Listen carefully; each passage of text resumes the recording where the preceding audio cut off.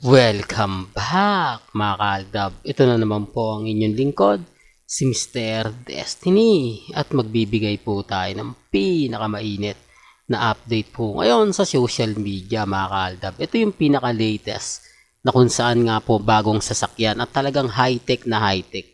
Ngayon ko lang to napansin kanina mga kaaldab dahil ang daming comment sa akin. Mr. Destiny, nakita mo ba yung sasakyan ni Alden Richards? Walang susi. Kumbaga tinapat niya lang yung keycard doon sa salamin tapos sabay pinindot niya sa baba. Nag-automatic na. Di po ba? Grabe mga kalab, no? Ang gandang sasakyan. Pasensya na po kayo, baka sabihin niyo, naku, meron ng ganyan. Pasensya na kasi ignorante pa po tayo sa mga bagay na ganyan, no? Lalong-lalo na po sa sasakyan na sobrang high-tech, biruin mo. Hindi mo na kailangan ng susi. Itatapat mo lang yung keycard, mag-o-open na siya. Di po ba? Kaya nga po mga kaldab, may mga bagay-bagay na sabi ko nga dito lang sa channel ni Mr. Destiny, lahat po ng mga gusto nyong malaman, lahat po ng mga gusto nyong mapanood, mapakinggan, relax lang. Di po ba? Darating din naman po yung point mga kaaldab na tayo pa rin yung panalo, tayo pa rin po yung wagi. Yung mga sinasabi ng iba, nagko-komento ng iba, okay lang po yan. Di po ba? Marami talagang nagre-react marami talagang nagko-komento. Basta sa akin, kung ano lang yung latest, kung ano lang yung trending, dun lang po tayo. Huwag po kayong basta-basta maniniwala sa mga sinasabi at pahayag po ng iba. Lalo na nga po pagdating sa Aldab. Lalo na nga po pagdating kila Mengay at kay Alden Richards. Di po ba? Kaya tutok lang po kayo dito para lahat po ng mga gusto nyo pong makita, mapag-usapan, di po ba gaya nga po ng sasakyan ni Alden at sobrang mahal talaga nito mga kaaldab, no? Milyon talaga halaga nito. Yung mga talagang nangyayari mga kaaldab, no? Yung swerte ng sinasabi natin na nakukuha mo na kumbaga masasabi natin, alam niyo sa totoo lang po mga kaaldab, kaya nga po si Alden mahal na mahal ang Aldab eh. Mahal na mahal niya mga mamis, mga titas, mga senyor. Kung totoo po yung mga sinasabi nilang niloloko lang daw ni Alden, sinasamantala lang daw ni Alden yung mga mamis, mga titas, mga senyor para suportahan siya, lalo na daw yung Aldab, hindi siya magkakaroon ng ganito. Di po ba? Hindi siya kakausapin ni Father Jeff, hindi siya bibigyan ng mga importansya. Di po ba? Kaya nga po yung blessing niya, minsan sinishare niya rin eh. Di po ba? Gaya po ng AR Foundation, yung scholar, o di po ba Aldab scholar yon. Tapos, eto pa yung share niya po sa Panginoon, kasama niya si Father Jeff. Although sinabi ni Father Jeff, hindi niya ginagamit ang account ni Alden para i-share. Kumbaga, sarili niyang social media yon. Ang punto ni Father Jeff, yung mga followers niya lang ang po pwede makakita, makapanood. Dahil hindi naman po yung ginamit para mag-hashtag po si Father Jeff. Hindi po ba? Para makita ng mga fans ni Alden Richards. Hindi niya na yun pinromote. Kumbaga parang ang sa kanya lang, di po ba? Kaya nga po ako nagtataka sa mga iba kung makapag-react, kung makapag-komento. Akala mo maraming alam, akala mo sandamakmak yung alam, di po ba? Lalo na nga po sa mga taong dumadaan at bumibisita sa atin. Kaya po kay Mengay, kay Sanya, literal na ginagamit po talaga sila. Si Sanya ginagamit na naman si Alden.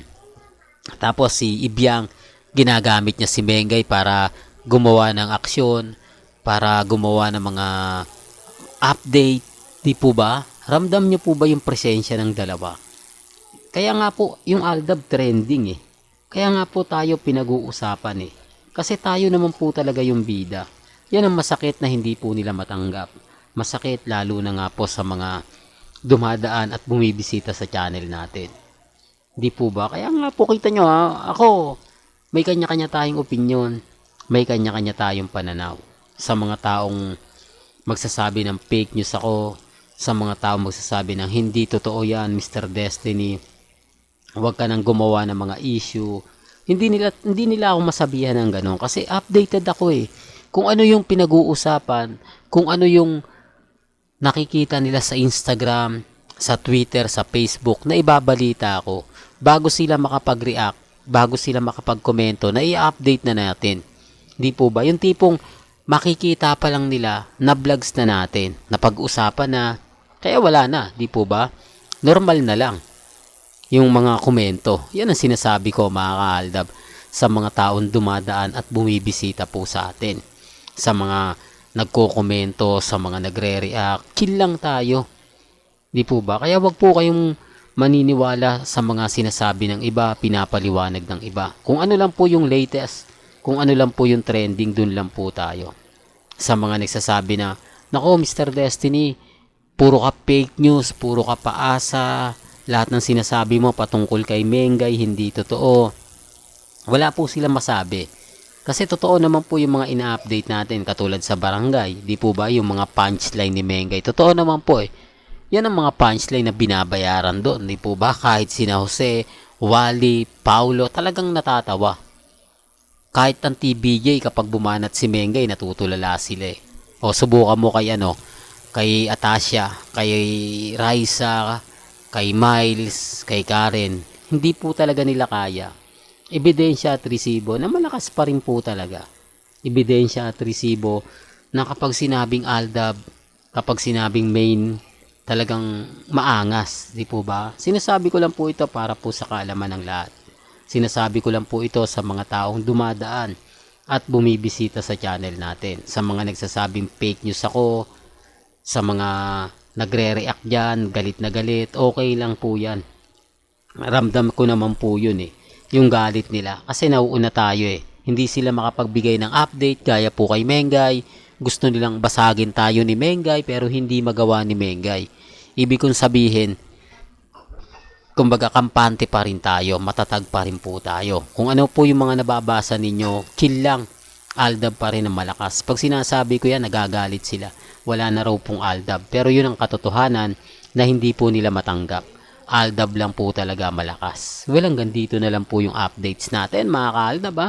Kaya kung gusto nyo pa po ng pinaka-latest at sariwang update, abay tumutok lang po kayo dito sa channel ni Mr. Destiny para updated po kayo sa mga latest at sa mga bagong video po na ilalabas po natin maya-maya lang. Kaya kung bago ka lang sa channel na to at isa kang true-blooded Aldab Nation na nagmamahal kina Mengay at Isoy, tama po ang channel na pinuntahan mo, kaya consider na po kitang bagong subscriber. At huwag mong kalimutang i-share ang mga video po natin sa mga mami, sa mga titas, at sa mga senyor. Hanggang sa muli, salamat po sa panonood at pakikinig.